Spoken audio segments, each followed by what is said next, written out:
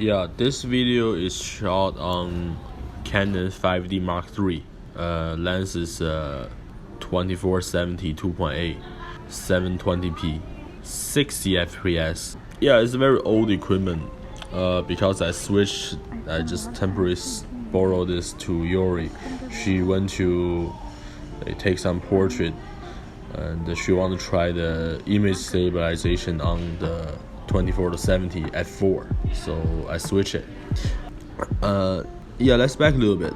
Yeah, I was just finished a event shoot for a long-term client of mine. Today's topic is kind of weird and deep. Yeah, I don't really expect you guys to follow much. It's just in China, people often compare photography as a drug. I never really understand why. It just sometimes people refer to this German Leica camera. The color is being so toxic, it's like a drug. Or maybe it's the background blur, the bokeh. It's so beautiful, it's like a drug. But I think it's none of it. It's not the background blur, it's not the color, it's not sharpness. What is really toxicated, what is really addiction, is the sense of achievement, or really achievement of nothing. The ecstasy of the achievement. Okay, the ecstasy of the achieve nothing. Drug versus photo. There's not much difference between them. I don't do drugs. I'm not claimed to say I know photography, but I can share this in this moment, some of my thought. Maybe it can help you. Maybe after sometimes when I look back, just for record it, right? So let's talk about what is addiction. And everything has some sort of addiction. People buying car for addiction. Woman is sort of addiction. Making money is sort of addiction. Tea, antiques, all sort of nonsense are addictions. But how to define this photography is some sort of addiction? Just imagine yourself, you have an awesome camera like Contax 645, or maybe the new Leica M10P. You shoot some picture, you use a 100 ISO, or you use a Portra 160, Portra 160, and you have the crazy expensive develop. You use a Hasselblad X5 to scan that. You also print that. Print it to book, and you look at the picture. Yeah, you like the vividness of a film. Look at the green, the finest green in the world. You look at the picture, you look at the composition. I believe the people watching our channel probably are okay photographer. You guys are probably agree. Not like those keyboard photographer just to type everything. Every picture of yours probably have some attitude. Every picture of yours is shot with your requirement. It's not shit pictures. So when you receive this photo album of yours, you look at the pictures, you probably feel some sort of ecstasy. Yeah, some sort of ecstasy in your skull. It's sense of achievement. Your friend will call you, wow, you're such a master. You start imagining yourself, I'm the Henry Cartier-Bresson, just not that famous. I'm a master. I'm so good at this. So just have this thought, think in your mind. So you've probably done this a couple times before. You probably have this kind of experience a couple times before, right? So first is really, you look at the picture, they give you some sort of illusion, a story. Come on, every picture can tell a story. You look at picture, story. Second, all your friends think you're a master, or you think your friend think you're a master. A sense of status.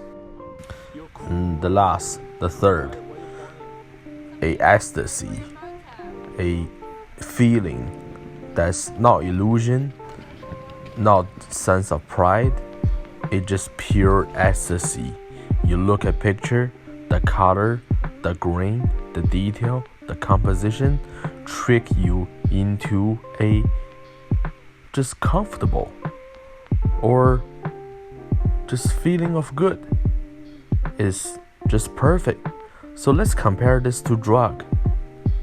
You see, you do drug. First, okay, what people do drug?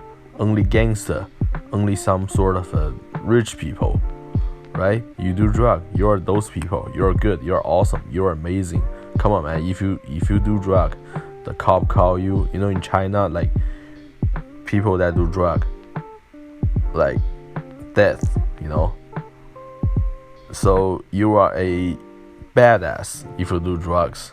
You know, a peer pressure, right? You do drug, and drug give you some sort of illusion that I don't need to tell, right?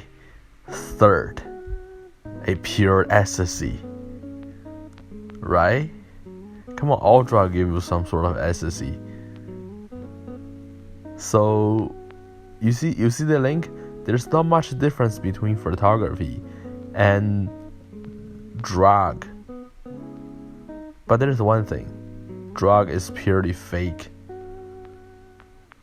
Okay? It can never be real. But photography, if you can see through this self-ecstasy, see through this illusion, and see through this whatever master bullshit, you know, if you work hard, they can become real. Although I don't know anyone, or maybe my friend Mr. Zhang, yeah, that guy was good. Or Master Long Hair, yeah, that guy is good too. So there's a chance you might gain something, you know, but it's really difficult. You can see through it. But one thing I can share this to you is every time you look at your picture, if this picture gave you this feeling of perfection, this picture gave you this kind of ecstasy, or some little details that's just so vivid, and it's almost like toxic, almost like drug. Oh boy, you're in trouble. You're doing drug now. Then you see the things, the whatever thing you like, whatever picture you look at it, does it really matter? Right? It's just a beautiful picture. Does it generate any profit? Does it have a meaning? Is there a message you have to try to convey? It just, yeah, it's difficult and it's hard. So I'm asking you to turn this feeling, this hobby of yours, turn into a hardship, a painful journey. And that's, you can make photography not drug. And by doing this, you can make photography a image, a dream, into something real and with a meaning. You know, it's easy for like you guys, because I'm only portrait photography. I think portrait is the hardest, but I never try other side of photography. I never tried street photography. I never tried landscape. But for portrait photography, it's really difficult to convey meaning, or this is something I don't really understand. You know, I'm Chinese photographer, so in China they have this face tuning issues that everyone's just Photoshop their faces. It took me 3 years to just claim that my photo, I don't do that, and you should not. right? I don't need to care about, oh, my face is not beautiful, this bunch of nonsense. It's really difficult. Like most Chinese photographers, Chinese portrait photography, they're struggling in that, because the way she like it is different than the way you do it, or the way you like it, or the way in the pictures. So it's very difficult. Yeah, it took me almost 3 years to set a standard for myself and try to. It's difficult. And most portrait, they only care about like the beautiful. So it is like everyone's doing drugs, but so it's almost impossible to have some sort of meaning that stuck into the photo. I mean, it's hard, nearly impossible. At least I don't know. But from now on, I will always try it. So in this photo I'm showing you is from my favorite model.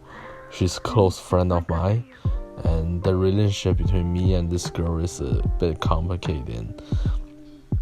Yeah, I know this girl for 3 years already, and she's getting old. I met her when she was like 16 or 15 something. Now she's like in college, like second year or something. Yeah, it just some picture in here is kind of it's not like pretty picture, but she's pretty anyway. It's just the face and the emotion is sort of strange. It's almost like the way I look at her, but unlike the way she's supposed to look at me. It's like I'm using this face to look at her, but why is it on her face? It's like mirroring. Somehow it's just inspiring me. Maybe I will just post this. Maybe this is some sort of important picture, because I used to just do some like perfection, like beautiful faces, and she just used that picture to hook up with other guys. So that made me I don't even want to talk about it, but yeah, this is what happened, right? So from now on, I just require myself, I insist that every photo of mine will have some sort of purpose, or have a meaning, or anything that, otherwise the photo, I will not even keep them. Yeah, it just like I said before, right? You have to have something. You have to have an attitude. You have to have a standard. You have to have requirements. Not for the pure feeling, not for the ecstasy. Then you can make something real, right? The true photography is supposed to just experience pain. Because you think about it, all those beautiful moments are lost, and you have a hollow picture that's not fully represent the real. It's just something you can just look, but you never experience back. So every photo is supposed to be painful, right? Then why you have this ecstasy? You have this good feeling. Then that means you're probably doing something wrong, right? Okay, this is getting deep now, and the video is getting long. So lastly, the color grading is kind of purple, because I think this is the color of my mood. This is how I feel. It's not a good color. It's not like an orange or blue or warm. I feel weird. That's why I use purple. But it's not so toxic. If you have so toxic color, like I don't know, that stupid blue, like dark green or something, that's not a drug. That's I don't know. That's not pleasant. This purple somehow is good color, is beautiful color, but it's some toxic a little bit. It's like a drug. Alright, thank you so much. If you like these videos, hit the like button. Right, thank you. Bye bye.